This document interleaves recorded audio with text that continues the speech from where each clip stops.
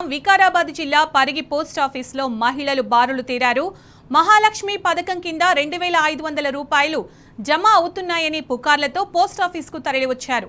తీరా అక్కడి మేనేజర్ అలాంటిదేమీ లేదని చెప్పడంతో నిరాశగా ఇంటి దారి పట్టారు.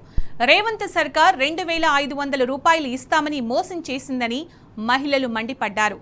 హామీలను నిలబెట్టుకున్న రేవంత్ సర్కారుకు స్థానిక ఎన్నికల్లో తగిన శాస్తి తప్పదని హెచ్చరించారు.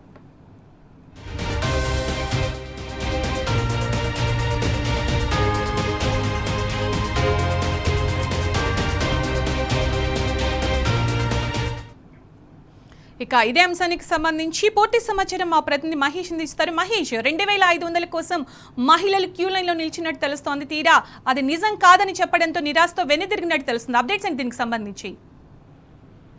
కాంగ్రెస్ పార్టీ ఎన్నికల మేనిఫెస్టోలో మహిళలకు నెలకు 2500 ఇస్తామని హామీ ఇచ్చింది. ప్రభుత్వం ఏర్పడి 19 నెలలు అవుతుంది. దీనిపై ఇప్పటి వరకు ఎలాంటి ప్రకటన వెలువడం లేదు.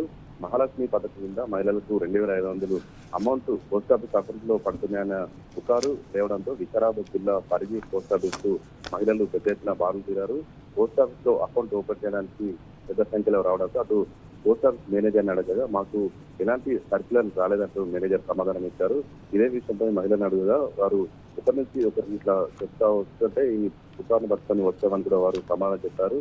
కాంగ్రెస్ ప్రభుత్వం ఏర్పడి 19 నెలలు అవుతుంది. ఇప్పటికీ మహిళలకు ఇస్తామన్న 2500 ఇవ్వకపోవడంతో మహిళలు ఎంతో ఆశగా ఎదురుచూసిన పరిస్థితి కనిపిస్తుంది.